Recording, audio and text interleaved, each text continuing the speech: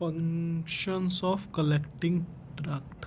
देखिए collecting duct का जो फंक्शंस है एक्चुअली, जो बात की जाए फंक्शंस की, we are talking about this collecting duct and बहुत इंपॉर्टेंट पार्ट है पूरे नेफ्रॉन का। सबसे इंपॉर्टेंट पार्ट ये है।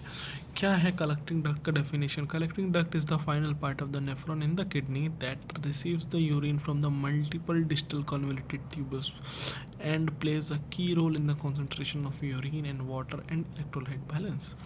बहुत इंपॉर्टेंट बात है कि कलेक्टिंग डक्ट जो है वो एक्चुअली नेफ्रॉन का पार्ट नहीं कह सकते। वो बहुत सारे डिस्टल कन्वोल्यूटेड ट्यूबल्स मिलके एक कलेक्टिंग डक्ट बनाते हैं, मतलब उसमें ड्रेन आउट होते हैं।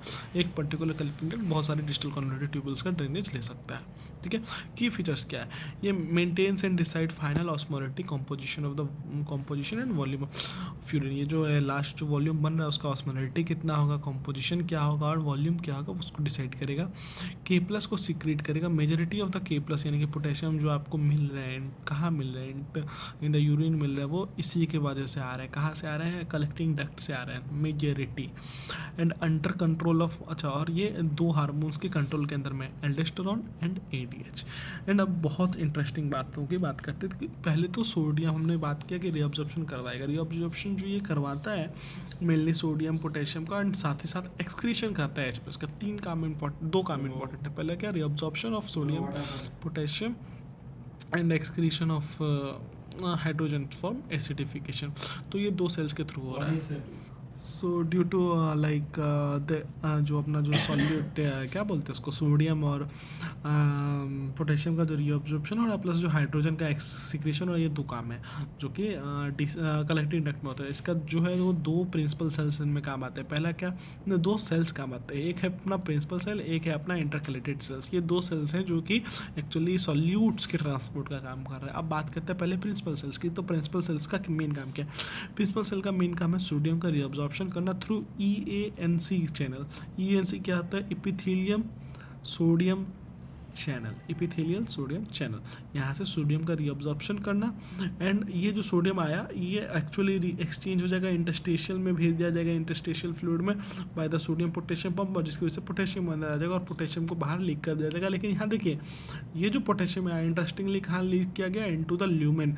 तो इस वजह से जो बोला जाता है कि जो maximum amount of the potassium आपका यूरिन में दिख रहा है वो in due to the these principal cells of the collecting duct की वजह से दिख रहा है। बहुत इंपॉर्टेंट बात है ये, बहुत इंपॉर्टेंट बात है। अच्छा, अब ये जो पूरा प्रोसेस है ये एक्चुअली मेडुलेटेड बाय है, लाइक कंट्रोल्ड बाय एल्डोस्टेरोन है। क्योंकि जब एल्डोस्टेरोन आएगा, एल्डोस्टेरोन उनके न्यूक्लियस पे काम करेगा एंड न्यूक्लियस से रिलीज करवाएगा SGK। What are XGK? SGK is the serum and glutamate, serum and glucocorticoid regulated kinase. It is actually an enzyme जो कि इस EANC को स्टिमुलेट करेगा और एब्जॉर्प्शन ऑफ सोडियम को बढ़ा देगा, एंड एब्जॉर्प्शन ऑफ सोडियम को बढ़ा देगा। दिस इज एल्डोस्टेरोन का मेन फंक्शन, एंड ये बढ़ेगा तो ऑफकोर्स वाटर का रीअब्जॉर्प्शन होगा ही होगा। तो that's normal thing, that's what we had to understand कि कैसे प्रिंसिपल सेल्स काम कर रहे हैं।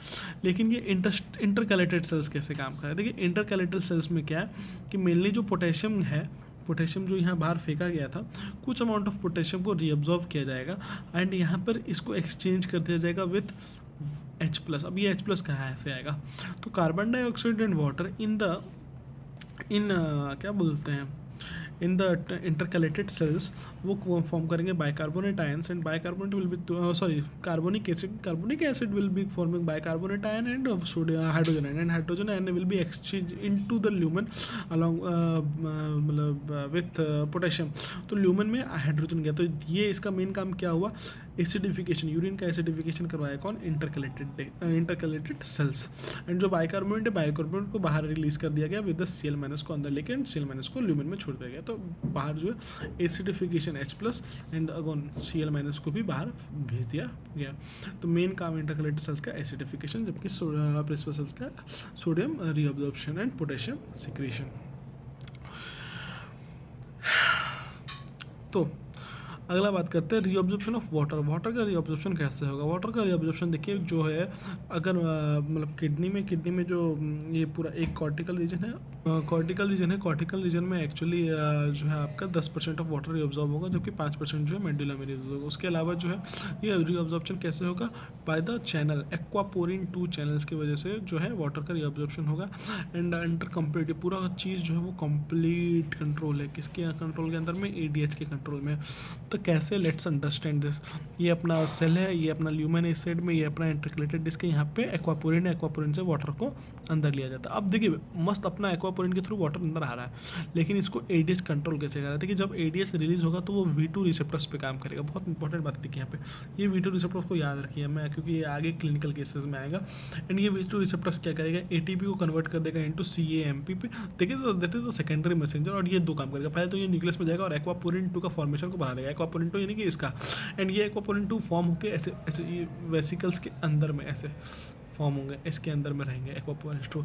एंड जब CAMP आके न्यूक्लियस के अलावा प्रोटीन काइनेज ए पे काम करेगा, जो कि एक्चुअली इन वेसिकल्स को यहाँ पर लेके आएगा, टू द ल्यूमेन के पास में लेके आएगा, और यहाँ पर एक्वापोरिन 2 का इंजर्शन करवाएगा इनटू व्हाट?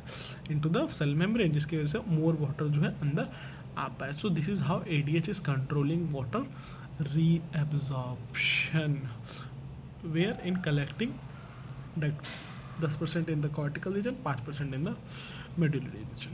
अब बात करते हैं डायबिटीज़ इंसिपिडिस में। What is diabetes insipidus? यहाँ पे जो है एक्स्ट्रा अमाउंट ऑफ जो आपका वाटर है वो लाइक रिलीज हो रहा है। अब इसका दो रीजन हो सकता है, एक होता है neurogenic diabetes insipidus and nephrogenic diabetes insipidus. Neurogenic diabetes insipidus में क्या होगा कि ADH ही फॉर्म कम हो रहा है, ADH का डिफिशियंसी है।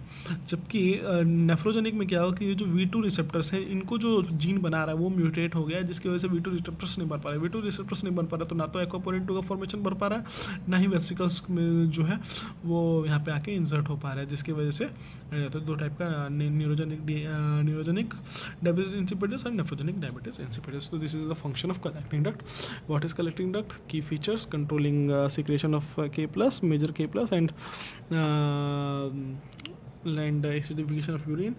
Those cells, principal cells, intercalated cells, और water का reabsorption through aquaporin 2. And diabetes insipidus जिनका दो टाइप है, neurogenic and nephrogenic diabetes insipidus. So this is functions of collecting duct.